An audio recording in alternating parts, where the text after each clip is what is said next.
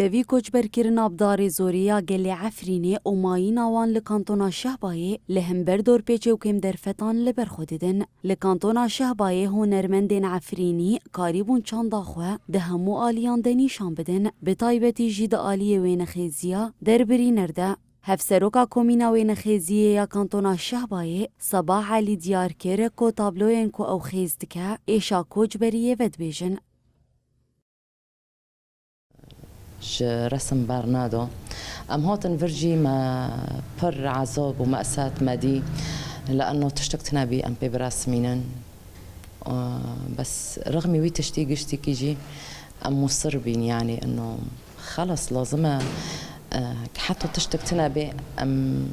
يعني أم تشتكي بكن بشغلن طبعا ويش شغلين ملسر ورقن بر بسيط عادي ما درس ماندن وقتشك من تعلمون الرسم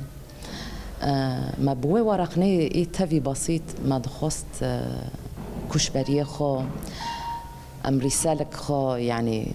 تشتي أم دبينن تشتي أم كشبر بنا أم جعفرين شو دار كاتنا قتل كرني البيش جعفي ما برچی بینێنە بەرچاوێمە. هەروەها وێنەخێز و ئەنداما کۆمîنا وێنەخێزیê Berfîn Ehmed jî dibêje ku tevî koçberiyê û derfetên kêm wê dest ji hunera xwe bernedaye. Ez li 8 saliyê de ez dirasmînim lê piştî em hatin Şehbayê من دي اني مامۆستê min hevalid min dirasmînin wek hêvî min re çêbî ez derbasî komînê resim bîm wê çaxê de temenê min 13 salî bî ji xwe di komînê resim de jî me pir êş kişand lê me berdewam kir em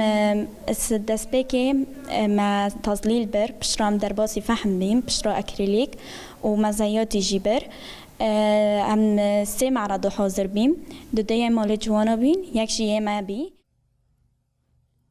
Hunermendên Efrînî diyar dikin komayîna wan li kamp û berxwedana li hember dagirkeriyê biriya israra vegerê û rizgarkirina xaka dagirkerî yekane hêza têkbirina siyasetên dewleta Tirka dagirkere.